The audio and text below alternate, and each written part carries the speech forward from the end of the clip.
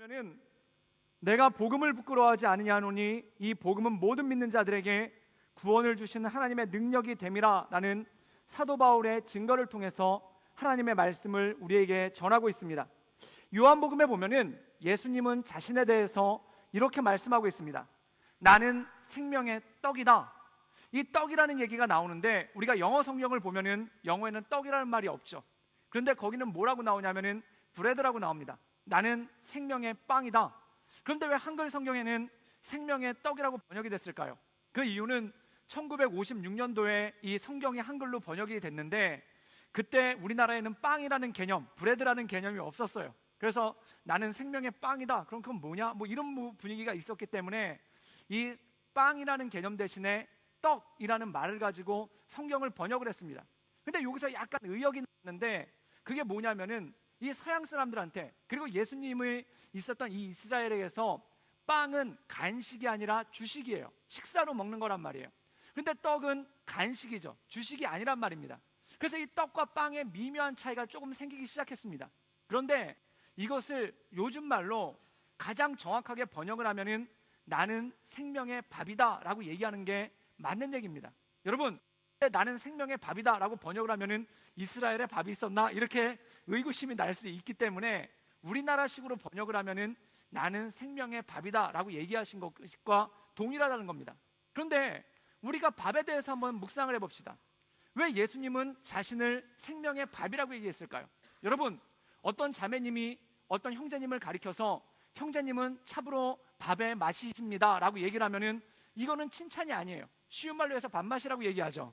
이 밥맛이라는 뜻은 절대 칭찬이 아니에요. 이건 뭡니까? 욕입니다.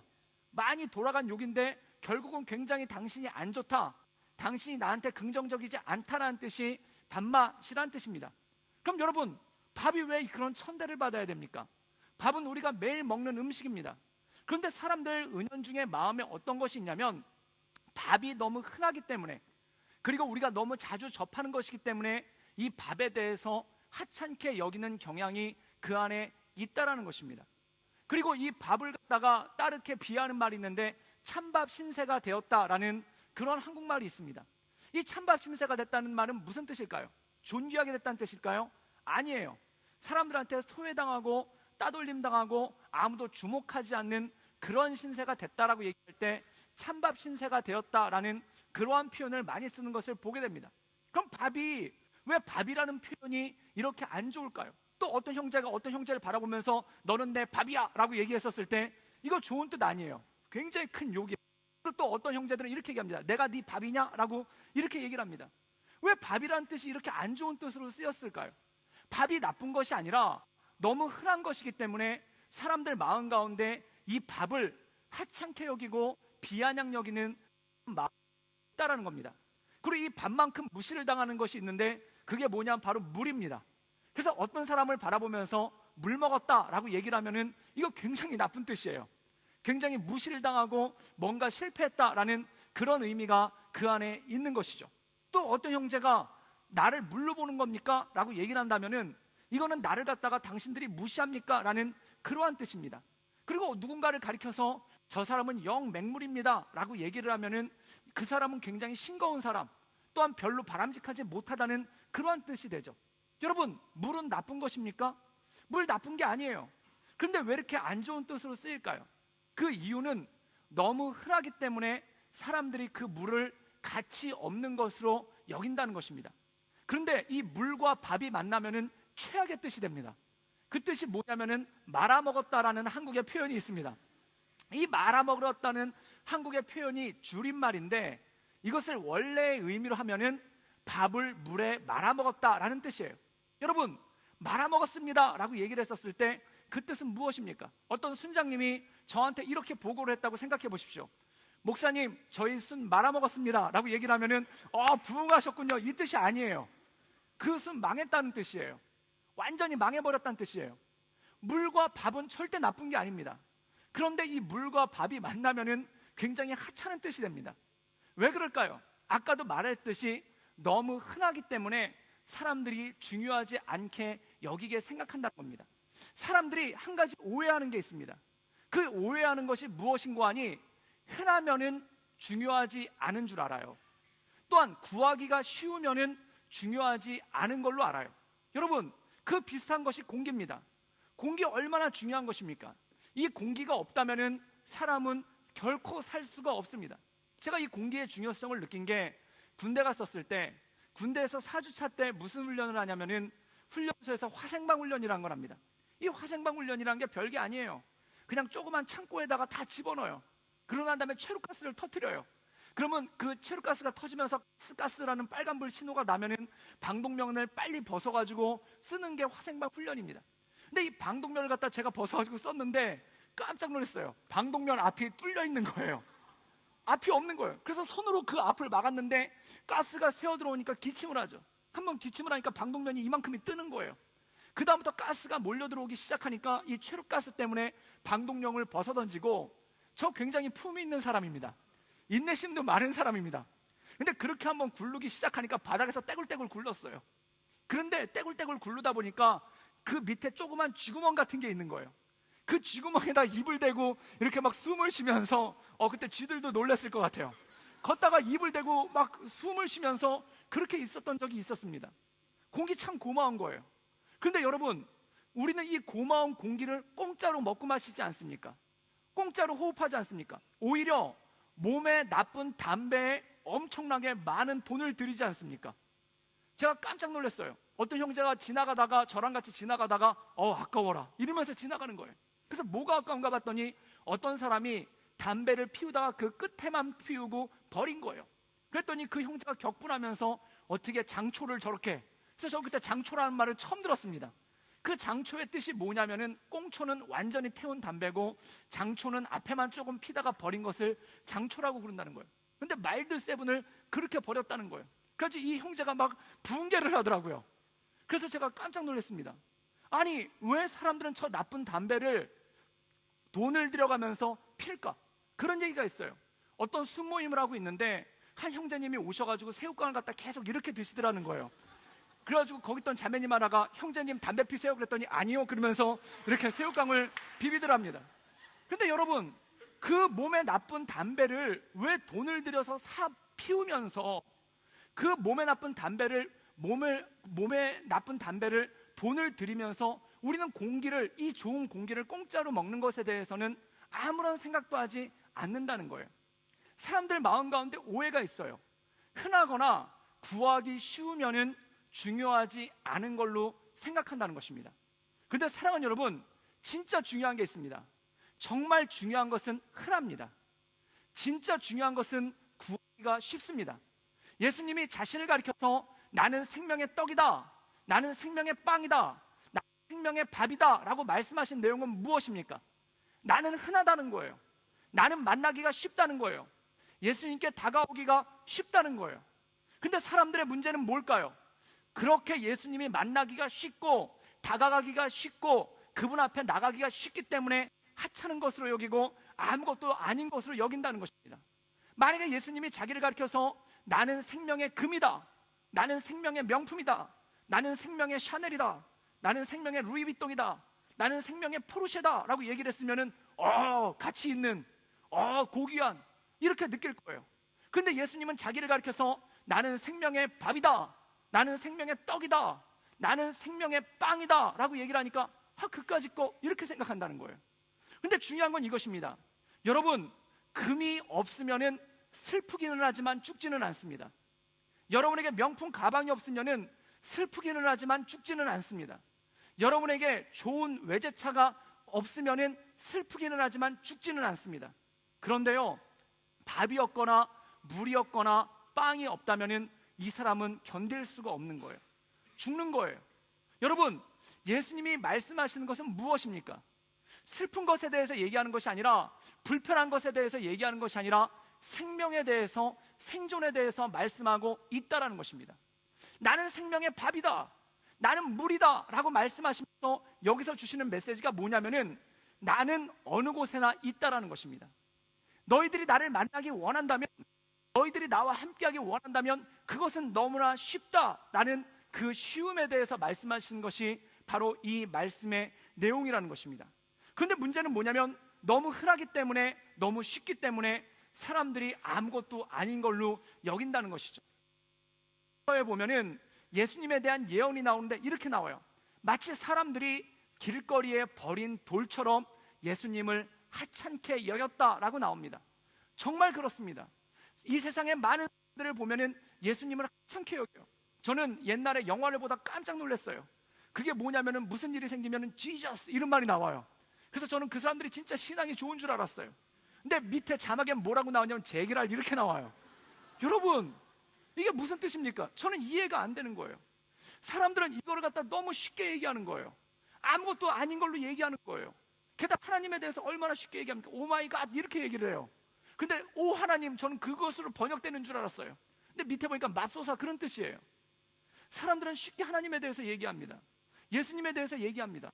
너무 쉬워요. 영어 모르는 사람들도 그게 무슨 뜻인 줄 알아요. 그런데 중요한 것은 이것입니다. 너무나 쉬운데, 너무나 만나기 쉬운데, 또한 우리 주변에 함께 하시는데 우리가 이것을 중요하지 않게 여기기 때문에 그 안에 나가지 못한다는 말씀이죠. 오늘 16절 말씀 우리 다시 한번 다 같이 읽도록 하겠습니다. 우리 다 같이 읽겠습니다.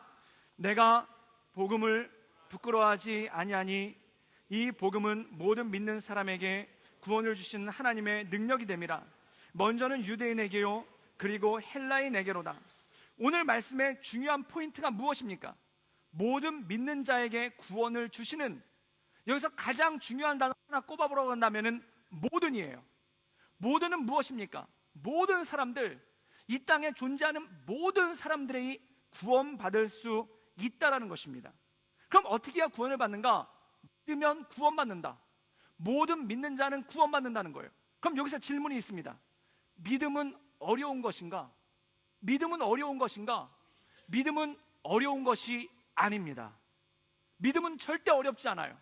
여러분, 예수님이 이 믿음에 대해서 이렇게 설명하고 있습니다.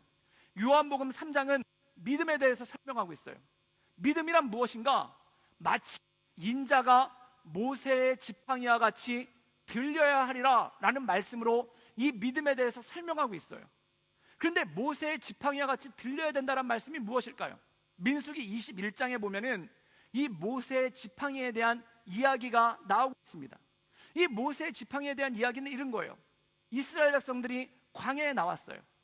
광야에서 먹을 것이 없는 거예요. 아무것도 없어요. 그 숫자가 200만이나 돼요. 여러분, 200만이나 되는 사람들이 움직이면은 그 동네 난리가 납니다. 200만이나 되는 사람들이 한 곳에서 소변을 보잖아요. 그럼 그 주변에 시냇물이 생겨요. 그리고 200명이나 되는 사람들이 옆에서 이상한 짓들 하잖아요. 그 X가 다 쑥대밭이 돼요. 그런데 이 200만이나 되는 사람들이 어떻게 살 수 있겠습니까? 어떻게 광야에서 살 수 있겠습니까? 그런데 하나님께서 은혜를 주셔서 만나를 내려주시는 거예요. 이 중에서 지금 아파트에 혼자 사시는 분들이 있죠. 그리고 여기서 혼자 생활하시는 분들이 있죠. 아침마다 밥이 생긴다는 건 기적 아니겠습니까? 한국에 있을 때는 아침마다 밥이 생겼어요.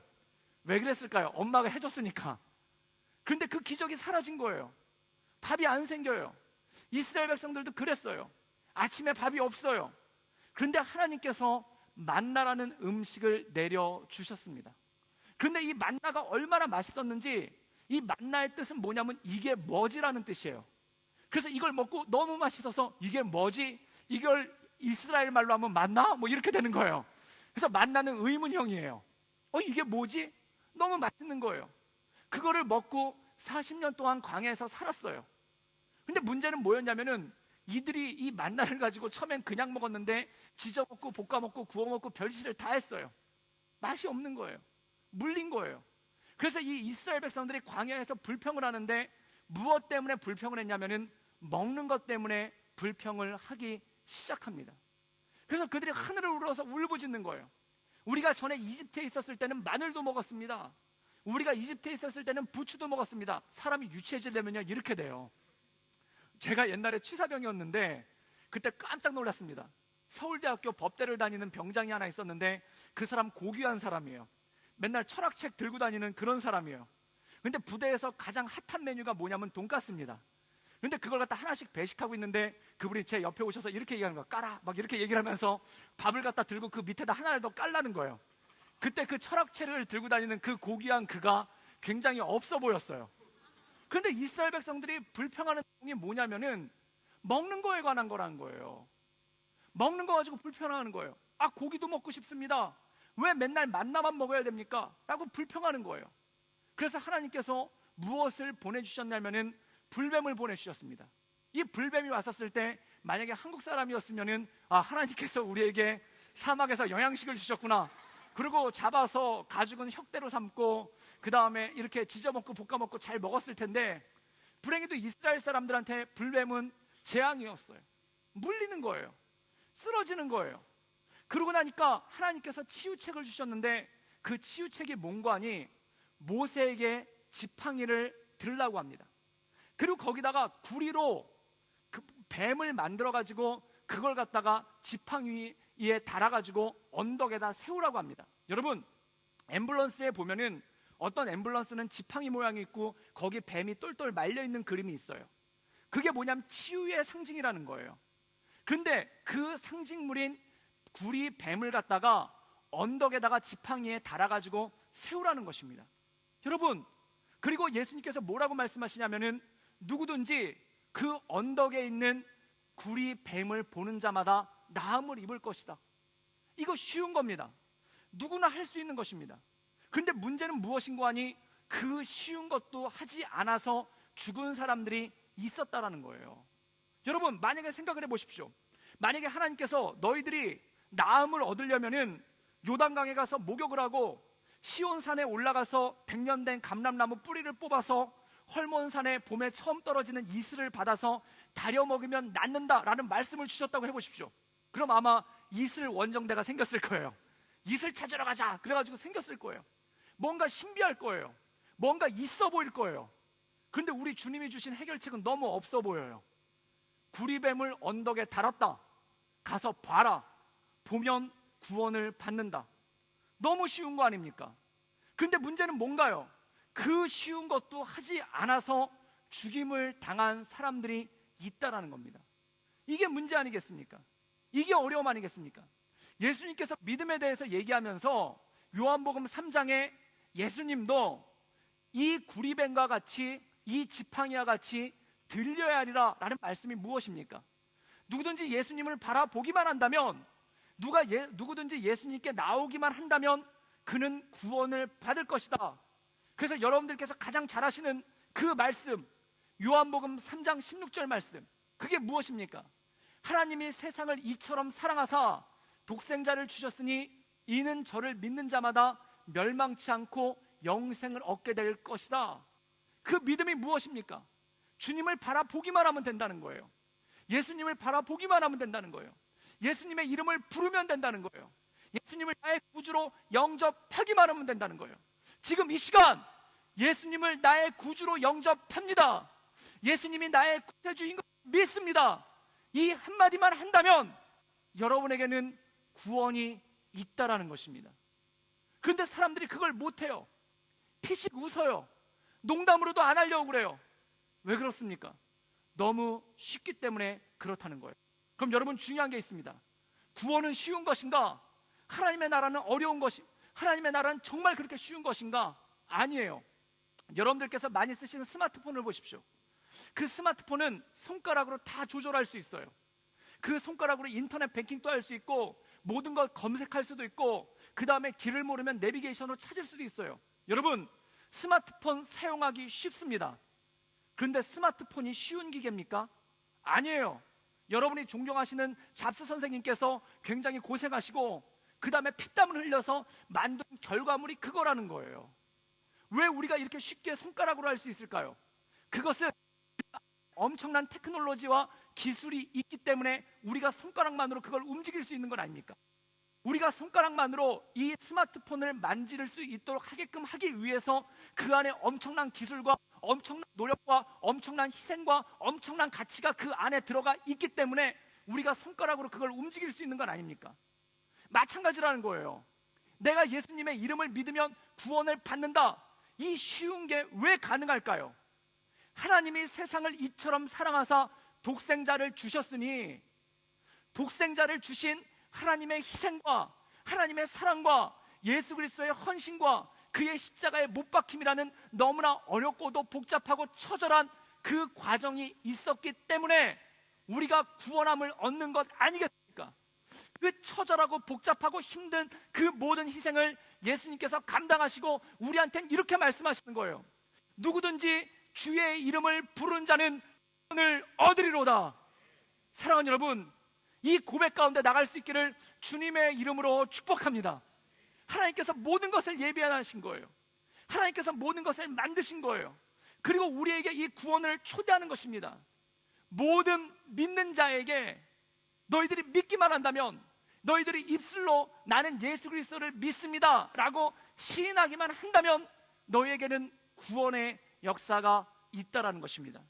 사랑하는 여러분, 혹시 이 자리에 예수님을 구주로 영접하지 않으신 분이 있다면 그 예수님을 입술로 시인할 수 있기를 주님의 이름으로 축복합니다. 나는 예수님을 믿습니다. 나는 예수님을 믿습니다. 그 한마디가, 그 한마디의 터치가 모든 것을 통해 역사하시는 하나님의 은혜가 우리에게 오는 일이 있다라는 것이죠. 그럼 어떤 분들은 이런 질문을 하세요. 구원이 그렇게 쉬운 건가요? 그러면 어떤 죄를 져도 구원받으면 쉬운 건가요? 그러니까 이렇게 쉽게 구원받았으니 막 살아도 되나요? 라고 얘기하시는 분 있습니다. 여러분 한번 막 살아보십시오. 어떻게 되나? 막 살면은 정말 막 가는 수가 생깁니다. 막 살면은 안 되는 거예요. 왜 그런가? 여러분들 생각해 보세요. 여기 유학생들도 계실 겁니다. 한국에서 어머니가 힘들게 일하시고 14시간 동안 일하시고 힘든 노동을 해가지고 여러분을 유학 보냈어요. 비행기값 마련하고 학자금을 마련해서 여러분을 유학 보냈어요. 여러분은 아무것도 할 게 없어요. 왔어요. 그런데 여기서 공부 안 하고 맨날 술만 먹고 있다고 생각해 보십시오. 술 먹어도 괜찮아요. 왜냐하면 어머니가 돈을 보내줬으니까. 그런데 문제는 있죠. 어머니의 희생과 노고와 가치와 헌신을 아무것도 아닌 걸로 만드는 거 아니겠습니까? 여러분, 예수님 믿고 구원받은 사람이 막 사는 것은 그것과 똑같은 것입니다. 예수님이 누구든지 주의 이름을 부르는 자는 구원을 얻으리로다 라는 그 한마디로 우리를 구원하시기 위해서 그분이 치르신 대가가 있고, 그분이 치르신 희생이 있고, 그분이 흘리신 땀과 눈물이 있어요. 그런데 막 살면은 그 모든 걸 갖다가 비웃는 것이 되지 않겠습니까? 어머님이 열심히 돈을 벌어가지고 그것을 계속 송금해주고 있는데 그걸 가지고 막 산다면은 어머니의 희생을 비웃는 건 아니겠습니까? 그것과 마찬가지라는 거예요. 우리가 예수님을 믿고 구원받는다는 것은 너무나 쉬운 일입니다. 그런데 그게 쉽기 때문에, 구원이 쉽기 때문에 쉬운 것이 아니라 그 안에서 십자가에서 희생당하신 하나님의 은혜의 능력이 있기 때문에 우리의 구원이 쉬움으로 되었다는 것이죠. 여러분, 이 예수님을 믿을 수 있기를 주님의 이름으로 축복합니다. 예수님을 믿으십시오. 그리고 예수님을 믿는 그 믿음에 합당한 삶을 살아갈 수 있기를 주님의 이름으로 축복합니다. 여러분, 그렇다면 믿음의 삶을 살아간다는 것은 무엇을 의미할까요? 믿음의 삶을 살아간다는 것은 우리 마음 가운데 두려운 삶입니다. 저는 결혼을 일찍 했습니다. 결혼을 28살에 했습니다. 그 28살에 한 이유가 뭐냐면은 저희 아내가 저보다 3살이 많아요. 그리고 저희 아내랑 저가 어떻게 만났냐면은 그 교회 청년부, 저희 아내가 순장이었고 제가 순원이었어요.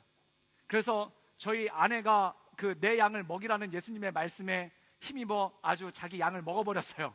그래서 제가 결혼을 하게 됐습니다. 그리고 저희 아내가, 저는 그때 배낭 메고 26살 때 만났는데 그때 저희 아내가 29이었어요. 저는 배낭 메고 다니는 그 대학생이었고, 그리고 저희 아내는 차를 운전하고 다니는 그런 직장 여성이었어요. 대단했죠. 그 격차는 어마어마했죠. 제가 사면은 이렇게 제가 밥을 사면 그 떡볶이를 먹고 저희 아내가 밥을 사면은 이렇게 칼질을 하고 스테이크를 먹는 그런 삶이었죠. 그리고 결혼하고 난 다음에는 저희 아내가 주는 장학금을 받으면서 제가 학교를 다녔어요. 그래서 저희 아내는 저의 구원자시오, 빛이시오, 능력이시오, 모든 것 되세요. 그래서 지금도 그렇게 저희 아내가 꿇어 그러면 이렇게 꿇고, 그리고 네 그러면서 잘 그렇게 살고 있습니다. 그런데 저희 아내랑 결혼을 할 때 제가 26살 대학교 3학년이었어요. 아무것도 가진 게 없어요. 그런데 그 당시에 어떤 마음이 있었냐면은 결혼을 미루면은 안 되겠다. 계속 연애만 하고 결혼을 미루면은 이것은 나이를 들으셔가고 있는 우리 아내한테 너무 신뢰가 되겠다. 그래서 26살 되던 해 크리스마스 날 저희 아내에게 프로포즈를 했습니다. 결혼합시다 라고 프로포즈를 했어요. 근데 그때 제 통장 잔고에는 아무것도 없었고 그 당시 전 재산이라고는 제 주머니에 있는 돈 2만 원이 전부였어요. 그런데 결혼을 하자고 그런 거예요. 그래서 어떻게 결혼을 할 거냐라고 물어서 제가 이렇게 얘기를 했죠. 열심히 공부를 해서 신학대학원에 가겠습니다. 그리고 신학대학원에 가면은 전도사님이 될 수 있고, 그리고 그거를 바탕으로 해서 우리 가정을 한번 이끌어가 보겠습니다. 그래서 몇 년 동안 고생을 하겠죠. 그런데 이렇게 나한테 계획이 있으니까 우리 결혼을 합시다. 그러고 난 다음에 프로포즈를 끝내고 1월부터 시험 공부를 한 거예요. 제 살아 역사상 그렇게 공부를 해본 적이 한 번도 없어요. 정말 미친 듯이 공부를 했어요. 저희 어머니가 걱정하실 정도로 걱정을 했어요. 그 공부를 했어요. 그리고 학교에서 공부를 했는데 얼마나 열심히 공부를 했냐면은 학교 도서관이 문이 열 때, 한국 도서관은 24시간 열어놓는 게 아니라 아침에 문을 열고 밤에 문을 닫아요. 그럼 아침에 가가지고 기다리고 있다가 문을 열면 거기에 들어가고, 또한 문을 잠글 때가 되면서 이 도서관을 관리하시는 매니저가 불을 끄면은 그때 나왔어요. 그렇게 석 달을 하니까 이 매니저가 저한테 감탄을 해가지고 도서관 키를 저한테 맡기더라고요. 그래서 제가 문을 열고 들어가서 공부하고 나올 때 문을 닫고 나왔어요. 그리고 도서관에 제가 항상 일찍 갔다가 제일 늦게 나오니까 제 지정 좌석이 있었어요. 맨날 그 자리만 가니까. 그래가지고 걷다가 이렇게 포스트잇으로 붙여가지고 외울 거를 갖다 다 붙여놨는데 그걸 아무도 띄지 않았어요. 왜냐면 항상 그 자리는 제가 앉았으니까.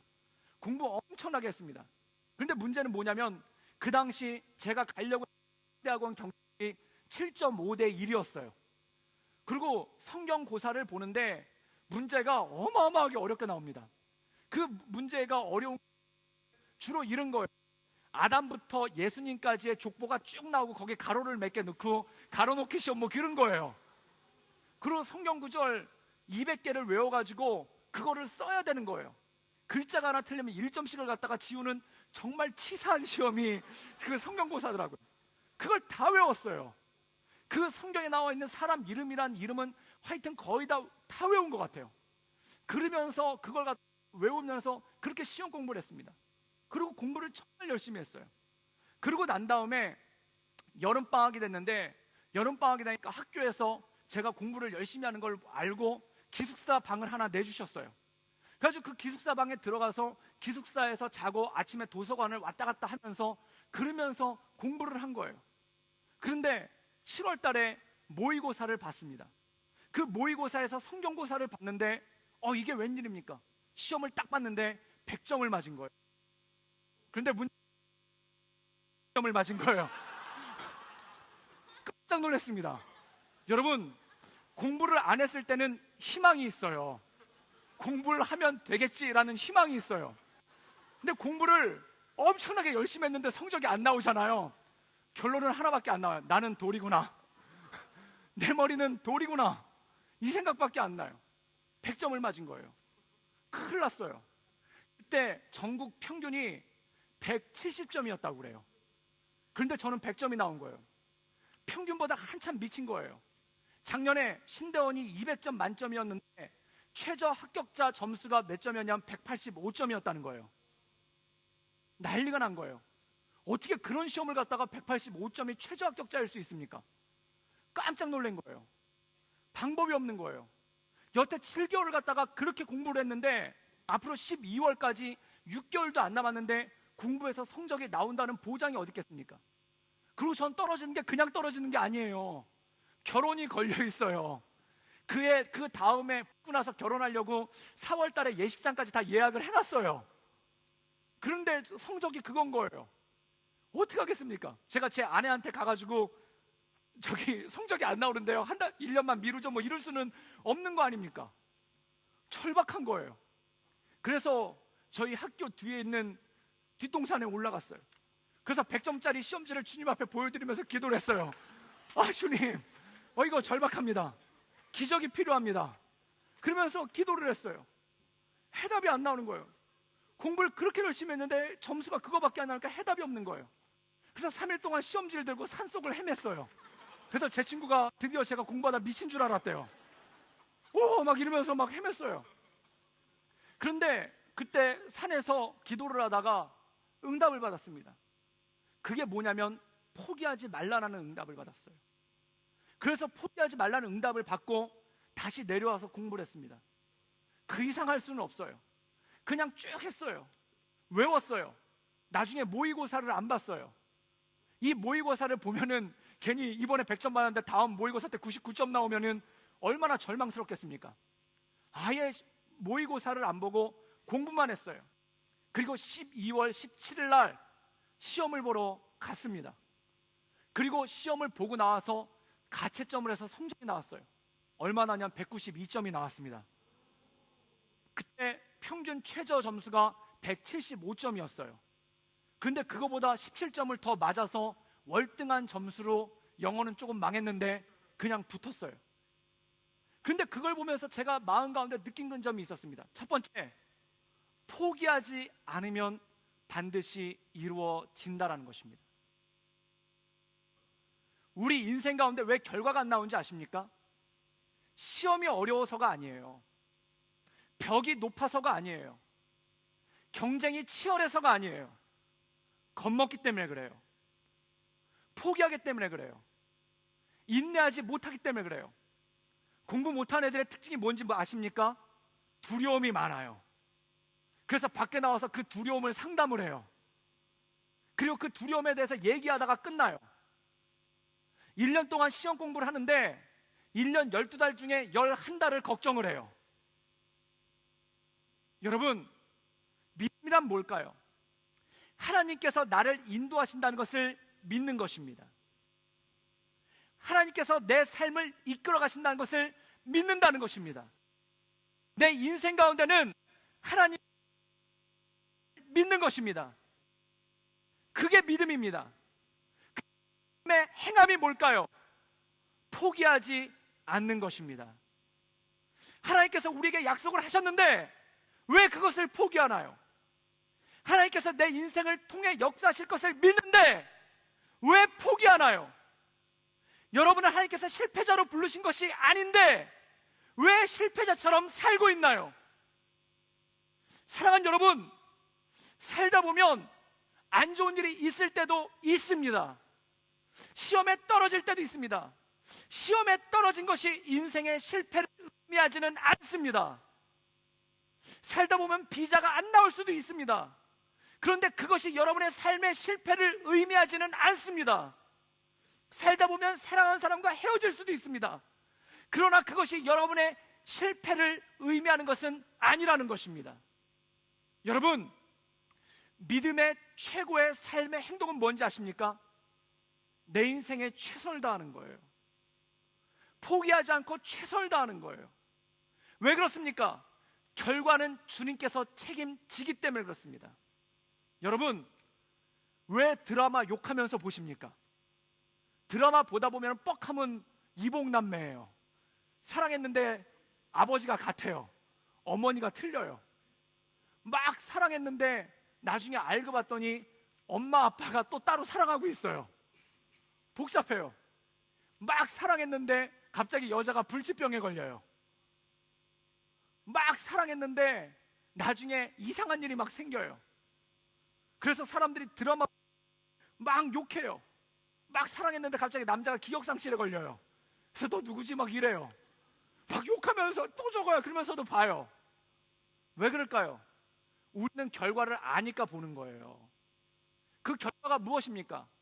저 남녀가 잘 될 거란 걸 알기 때문에 그 황당한 시츄에이션이 나타나도 그거를 보는 거 아닙니까? 여러분, 번지점프 왜 합니까? 번지점프를 하는 이유는 우리 허리에 끈이 묶여져 있기 때문에 뛰어내리는 거예요. 죽으려고 뛰어내리는 게 아니라 우리 허리에 끈이 있기 때문에 뛰어내리는 거 아닙니까? 여러분, 통제된 위험은, 통제된 막장은 즐거움이에요. 여러분, 만약에 줄이 없이 뛰어내리라고 해보십시오. 그거는 죽음입니다. 그런데 줄이 있기 때문에 환호성을 지르면서 뛰어내리는 거 아니겠습니까? 롤러코스터 무서워하면서 왜 탑니까? 저는 롤러코스터 타면은 이게 철컹철컹하고 올라가잖아요. 그때 후회해요. 괜히 탔어. 그러면서 후회해요. 근데 이게 내려오는 순간 끝나고 나면 한 번 더 타야지. 그리고 또 뛰어가요. 그리고 또 철컹철컹 올라가잖아요. 그때 또 후회해요. 괜히 탔어. 그리고 그게 익숙해지잖아요. 더 무서운 거 찾아가요. 그리고 철컹철컹 올라가면서 미쳤어. 3시간 줄 서서. 그리고 그걸 또 타러 또 3시간 또 줄 서요. 왜 그럴까요? 통제되어 있는 위험이기 때문에 그렇습니다. 통제되어 있는 위험은 절망이 아니라 즐거움이에요. 우리 인생 살다 보면 수많은 실패 있습니다. 수많은 좌절이 바라는데 그것이 이루어지지 않을 때 모든 것이 끝난 것 같습니다. 그러나 여러분 인생의 모든 것들을 바라볼 때 결코 여러분의 삶은 실패가 아니라는 것입니다. 그래서 바울은 로마서 7장에 이렇게 말씀하고 있습니다. 그러므로 내가 모든 것에 기뻐하는 것은 모든 것이 합력하여 선을 이루기 때문이라. 빌립보서 4장에 이렇게 얘기하고 있습니다. 나는 비천에 처하나 부귀에 처하나 나는 슬퍼하지 않습니다. 내게 능력 주신 자 안에서 이 모든 것을 감당할 수 있기 때문에 그렇습니다. 그리고 사도 바울은 또 이렇게 고백합니다. 주님께서 우리에게 주님은 두려워하는 마음이 아니요 의와 기쁨과 평강입니다 라고 얘기합니다. 여러분 인생 가운데 있는 모든 두려움이 사라질 수 있기를 주님의 이름으로 축복합니다. 두려움은 불신의 가장 큰 표현입니다. 하나님을 믿지 못하기 때문에 불신하는 거예요.